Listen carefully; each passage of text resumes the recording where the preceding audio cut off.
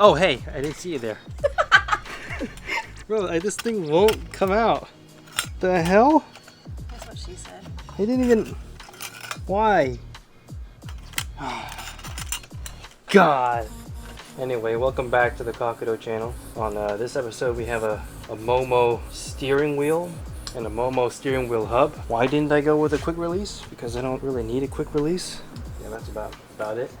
I got nice and very basic MOMO steering wheel. This is weird. Honestly, this is the weirdest hub I've ever seen. Like, it's not even solid metal, so you kind of doubt the structural integrity of this. And it's only painted on the edges. That makes me, I don't know, it just looks funky. It doesn't look like a high quality product.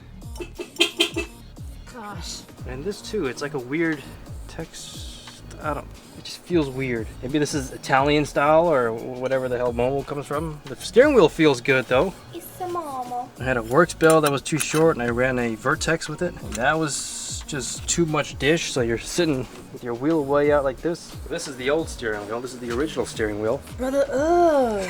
What's that? Some of you with aftermarket steering wheels. I don't know who. Why aren't your horns working? I feel like that's just a certain level of jank. Like, you used to know some people who had aftermarket steering wheels and they have this whole setup. For some reason, their steering wheel just didn't work. Okay, well, you spent all this time and energy putting the steering wheel together. Why don't you just put some time and energy wiring up 2 wires and get your horn working? Unless your horn just doesn't work from the start. I know some people like that. But their steering wheel horn didn't work because their horn just literally didn't work. Let's make sure. Okay, that's... What the... Oh, you gotta keep that in. One of the things I missed most about having an aftermarket wheel is being able to just spam the horn.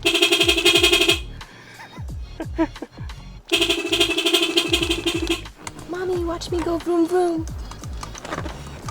Damn! New wheel, who this? Oh, see that? Woo! Gotta go La La Land. Oh. Just like when I'm eating, I like to drive with a raw experience.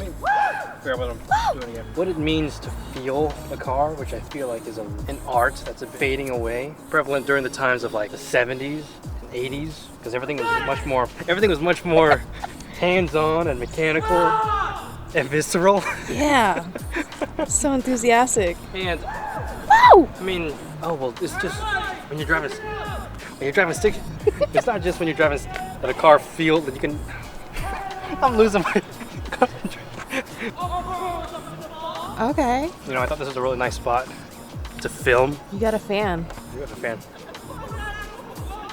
So obviously we've since relocated since we were getting interrupted a bit. Like, I remember my old Datsun, my 510. There's like, I mean, this is just with old cars in general, with carburetors. You develop this sense where you have your own internal thermostat, where you kind of like, you know how you feel the air, you see how cold or hot it is, where you develop your own sense and feeling for the car. You begin to learn how the car acts at certain different temperatures and scenarios and situations. And I feel like that skill and that sense of feeling your car is much more common with older cars, just because you're kind of forced to develop that feeling.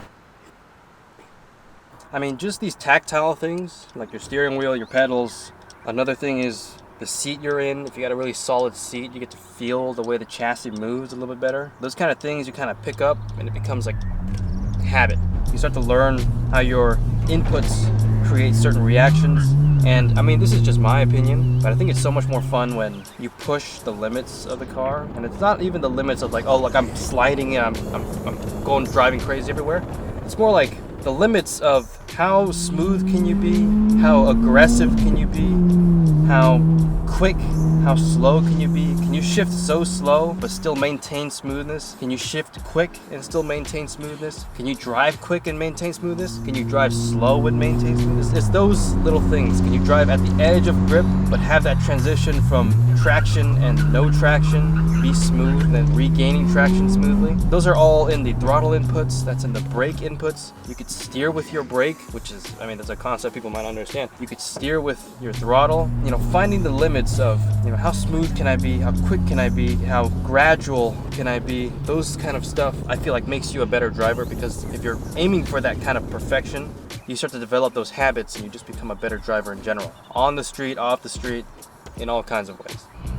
Another way you learn to kind of feel your car and handle your car is through the pedals. You know, the clutch determines how abrupt your shifts are, along with your throttle. So if you have good throttle control, you got good clutch control, then your shifts will be seamless, right? And it's not just downshifting and rev matching when you're downshifting, but it's also rev matching when you're upshifting, making sure you time the drop in RPMs correctly. I mean, it's a little bit easier for me because I have a lightweight flywheel, but the concept still applies. Like that right there was a bit of a dirty shift just because I undershot the rev match a little bit. But then the same thing applies when you upshift. If you wait hella long and then let go of the clutch, then of course there's gonna be a little bit a jerk. Let me demonstrate that again, right? If you shift too fast, there's a jerk. If you shift too slow, there's also a jerk. Finding that right balance where you downshift and you time the RPMs perfectly is another way you kind of feel your car. You kind of learn the speed at which the engine moves. You learn the speed at which the RPMs drop, the speed at which the RPMs rise. You start to learn how much throttle you need to downshift. Like right there was also a messy one. That's a little bit nicer. Your throttle and your clutch is really important for shifting and making sure your shifts are smooth. And maybe that's not too important if you're trying to drive as fast as you can. If you're driving on the road like 99.99% of people most of the time, and you have passengers with you, and you're just trying to get from point A to point B, you know, learning to shift smoothly with no abrupt jerkiness and no abrupt shifting puts less strain on your drivetrain. You know, it's a smoother experience for your passengers. Everything is just smoother and better. Whereas, you know, if you just shift in, dropping the clutch, using the clutch like an on-off switch, which I know many people do, then it's not good for your drivetrain. The drivetrain wears out. It's not a smooth experience for your passengers. You know, paying attention to those little things and shifting with the right amount of clutch play where your RPMs don't drop too much and it lands perfectly for the next gear. That is how you should be learning how to shift. And it just makes everything smooth, and you develop these good habits. Same with downshift. Like that was a bit aggressive, but you know, you gotta pay attention to those things so it becomes natural, it becomes a habit. If anyone is curious, I shoot with a Sony ZV-E10, the Mark 1. I have a Sigma 30mm 1.4, and I have a polarizing lens, which is probably, it comes in handy. It comes in handy when you least expect it.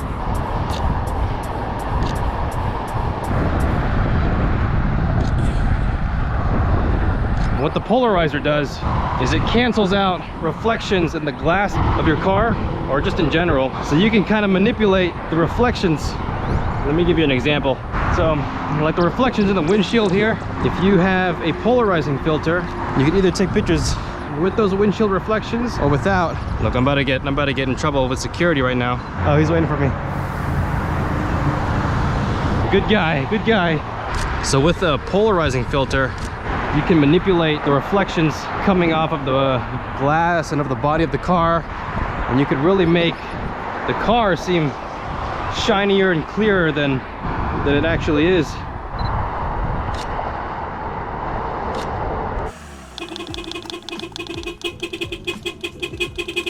I'm driving for like a day with the new MOMO, and first impressions is it does feel very solid compared to my old wheel.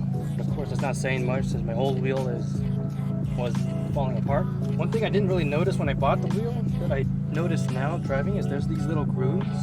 I wouldn't call them grooves, these little, I don't know, ridges? There's like a thicker part here, it's getting thinner over here. So this fits really nice with your hand. It gives that little bit of extra grip and reinforcement. And when you're holding down here, there's also this little bit of extra bit here that helps keep your hand from slipping. It actually fits the car interior very well, and it's like perfect distance where it's basically exactly where the stock wheel is.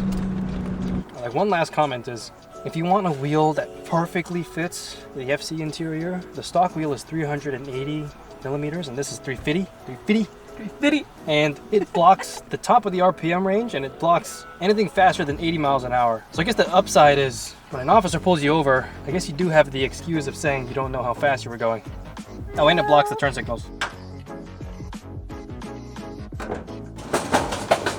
Another way of feeling your car is through the engine. Now the engine is running. This is all basically like a heart, and as you drive your car, you begin to learn the consistencies in the way it idles, the consistencies in the way it runs. Being able to pay attention to those things is kind of like active maintenance. You can notice the times where your engine skips a beat, and then that's kind of like your little warning to probably check your engine or check if something's wrong. There have been times where my temperature needle is just a little bit higher than it usually is, and I was able to catch a cracking thermostat housing just from that. So just paying attention to the little things. Maybe your battery voltage is a little lower than normal. Maybe your temperature is higher than normal. Maybe it's idling a little bit lower than it usually does. How does it act in a hot environment? How does it act in a cold environment? And like I said before, it's kind of like pattern recognition. So if anything feels or sounds off, you can catch it instantly. And I think that's one of the reasons why my car has had almost no issues, even despite it being a rotary. Of course, I got a clean model. You know, paying attention to the way your car runs, it's active maintenance. These old Honda bikes, they all run on these little very, very, very sensitive and very finicky carburetors, where the slight difference in fuel or the slight difference in air really changes the way the bike runs. And those kind of things, you don't just read a manual and know. Those are the things you genuinely feel. Like, I can write this thing and tell you if it's running rich, if it's running lean, if it's cutting out due to lack of airflow, if it's cutting out due to bad timing. Those are the kind of things you learn from listening and paying attention to your engine. Circling back to the beginning of the video, it seems like practicing this skill of learning to feel your car isn't really talked about anymore. It's kind of like one of them old head skills that's fading away. Spend the energy, get familiar with the way your car drives, lives, and breathes, and the way its heart beats. Become familiar with all the parts in the engine bay, all the parts in the suspension and the drivetrain. When you combine all that knowledge together and you listen and you use your senses, you listen for new noises, visually inspect and pay attention to the little details in your engine bay. Keeping your engine bay clean and nice is a plus. It's easier to see if anything is broken, if anything is leaking. You can even use your sense of smell to pay attention to the way the car is running, instead of just treating it like a toy and pressing the buttons and moving the steering wheel and shifting.